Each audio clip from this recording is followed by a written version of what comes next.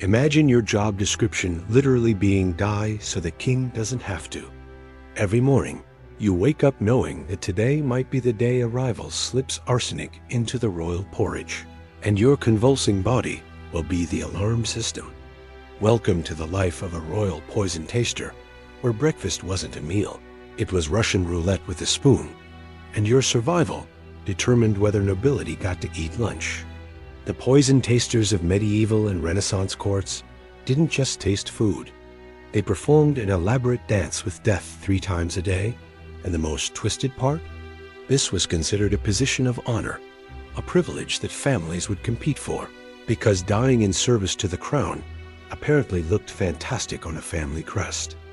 The practice of employing poison tasters reaches back to ancient Rome, where emperors like Claudius maintained entire teams of slaves whose sole purpose was to sample every dish, every cup of wine, every morsel before it touched imperial lips. But by the time we reached the medieval period, the role had evolved into something far more calculated and infinitely more cruel. These weren't just slaves anymore. Courts across Europe employed professional tasters, often young men from lower nobility or ambitious commoners who saw this as their ticket to proximity with power. They were dressed in fine livery, given quarters near the royal apartments, and paid handsomely for the privilege of potentially dying in agony while the court watched their salmon get cold. The French court of the Valois kings perfected this system into a grotesque theater. Before every meal, the taster would stand before the assembled nobility and methodically sample each dish, holding the food in their mouth for a full minute to allow any fast-acting poisons to take effect.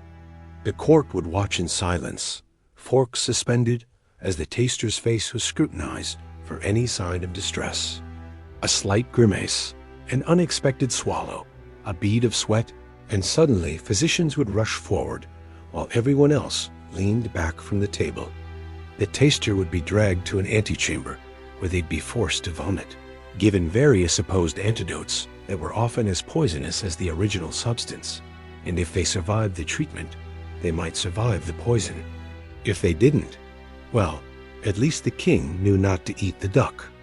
But here's where it gets truly diabolical. Poison tasters weren't just protecting against external threats. They were often the first victims of the very people they served, used as convenient scapegoats when a monarch wanted to eliminate a rival without getting their hands dirty. A clever king could poison his own food, watch his taster die, then publicly mourn the assassination attempt, while secretly having ordered it himself. The dead taster became evidence of a plot, and the real target, perhaps a troublesome duke dining at the same table, would be accused of the poisoning attempt and executed. The taster died twice, once from poison and once more as his death was weaponized against the innocent. Pope Clement VII employed a poison taster named Bernardino, who by all accounts was a cheerful man who genuinely enjoyed fine food, which made his job a special kind of psychological torture. In 1534, Bernardino sampled a dish of mushrooms that had been prepared for the Pope's dinner. Within minutes, he collapsed, blood streaming from his nose and mouth, his body seizing so violently that it took 4 men to hold him down. The physicians tried everything: forced emetics, milk mixed with ground emeralds, which was genuinely believed to neutralize poison, even holy water blessed by the Pope himself. Bernardino died after 6 hours of suffering. And here's the twist. The mushrooms weren't poisoned at all. They were simply death-cap mushrooms, misidentified by an incompetent cook, which meant Bernardino died from pure culinary stupidity rather than assassination. The Pope, grateful to be alive, had the cook executed anyway and hired a new poison taster within the week. The English court under the Tudors took poison tasting to even more elaborate extremes. Food wasn't just tasted, it was tested in stages.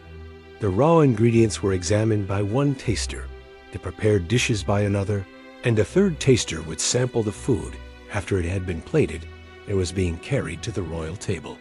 This meant that a single royal meal might require 3 different men to risk their lives, and if you were the third taster, you had the special terror of knowing that the first two hadn't died yet, but that didn't mean the poison wasn't slow-acting. Henry VIII, paranoid and increasingly unstable in his later years, demanded that his tasters consume not just a small sample, but a full portion equal to what he would eat. This wasn't about detection anymore. This was about making someone else absorb enough poison to spare him, even if the food was contaminated. His tasters became human filters, and some of them exposed to small amounts of various toxins over years developed mysterious tremors, lost their hair, or went slowly mad from accumulated heavy metal poisoning that never quite killed them, but destroyed their minds piece by piece. The Byzantine Empire, never one to be outdone in courtly paranoia, created the most elaborate poison detection system in history, and it was absolutely deranged. The imperial tasters of Constantinople didn't just taste food. They were required to taste everything that came near the emperor, and I mean everything. Wine, obviously, but also the water used to wash the emperor's hands, the oil that scented his beard, even the ink used to write his correspondence, because apparently Byzantine assassins were creative enough to poison documents.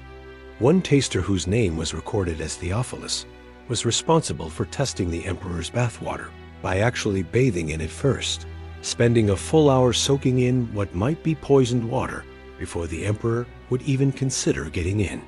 Theophilus lasted 3 years before he developed a horrific skin condition that physicians attributed to repeated exposure to various substances dissolved in the bath. He was retired with a small pension and died 6 months later, his skin reportedly peeling off in sheets. But perhaps the most disturbing aspect of the poison taster's life was the psychological dimension. These men existed in a constant state of anticipatory death, and courts being the cruel social ecosystems they were, this terror became entertainment. Nobles would place bets on whether the taster would survive particularly suspicious-looking dishes. Some tasters developed elaborate superstitious rituals before eating, crossing themselves dozens of times, kissing religious relics, even keeping small vials of what they believed were antidotes around their necks, like the world's most morbid jewelry. The French taster Jean de Valois became famous, or perhaps infamous, for his pre-tasting prayer, which he would recite loudly before every meal. "Lord, if this be my final supper, let it at least be well seasoned." He survived 14 years in the position, which was considered a miraculous run, before dying of completely natural causes at the age of 48. The court was apparently disappointed that he hadn't gone out more dramatically. The tools of the trade were equally grim. Poison tasters carried small silver instruments, thin probes that could be inserted into meat or pastries to test temperature and consistency, because poisoners often hid their toxins in the coolest part of a dish where it might not fully mix. They carried special spoons made of various metals. Unicorn horn, actually narwhal tusk, was believed to detect poison by changing color, a complete myth that nonetheless killed several tasters who trusted their magic spoons and ignored their own symptoms. Some carried bezel stones, taken from the stomachs of animals that were supposed to neutralize poison when dipped in wine, which of course they didn't. But watching a taster frantically swirl his bezel in a cup after taking a sip told everyone at the table that something had gone very, very wrong. The Russian Tsars employed poison tasters called korobeiniki, who had perhaps the worst job modification in history. They were required to taste the Tsar's food while making direct eye contact with him throughout the entire process. If they looked away, even to cough or blink too long, they could be accused of trying to hide symptoms and executed on the spot. Ivan the Terrible, living up to his name spectacularly, once forced a taster who had hesitated before sampling a dish to eat the entire serving, including the ceramic bowl that came in, which he had smashed into swallowable pieces. The taster died from internal bleeding, but even was satisfied that the food itself hadn't been poisoned. So mission accomplished, I suppose. By the 17th century, as toxicology became more sophisticated and poisons became harder to detect through simple tasting, the role began to evolve. Tasters started using chemical tests, dropping silver needles into wine to test for sulfur-based poisons, adding ammonia to sauces to detect certain alkaloids. But this just meant they died more slowly while trying to figure out exactly what was killing them. The position finally began to phase out in the 18th century, not because courts became less paranoid, but because they realized that professional tasters had become such obvious targets for bribery and coercion that they were practically useless. Why poison the king when you could just bribe his taster to pretend everything was fine while arsenic worked its magic? But here's the truly haunting legacy. Even as the formal position disappeared, the psychological scars remained embedded in royal dining culture for generations. European monarchs well into the 19th century maintained elaborate food preparation rituals, multiple witnesses, sealed kitchens, and complex chains of custody for every ingredient, all because the ghost of the poison taster whispered in their ears every time they lifted a fork. The men who died testing royal food had their names recorded in household ledgers like entries in an accounting book. Deaths filed under sundry expenses, alongside candle wax and firewood, because in the arithmetic of absolute power, some lives simply counted as overhead. They were honored for their sacrifice, right up until the moment they started convulsing, at which point they became evidence, cautionary tales, or entertainment, depending on who was watching and what they'd bet on the outcome.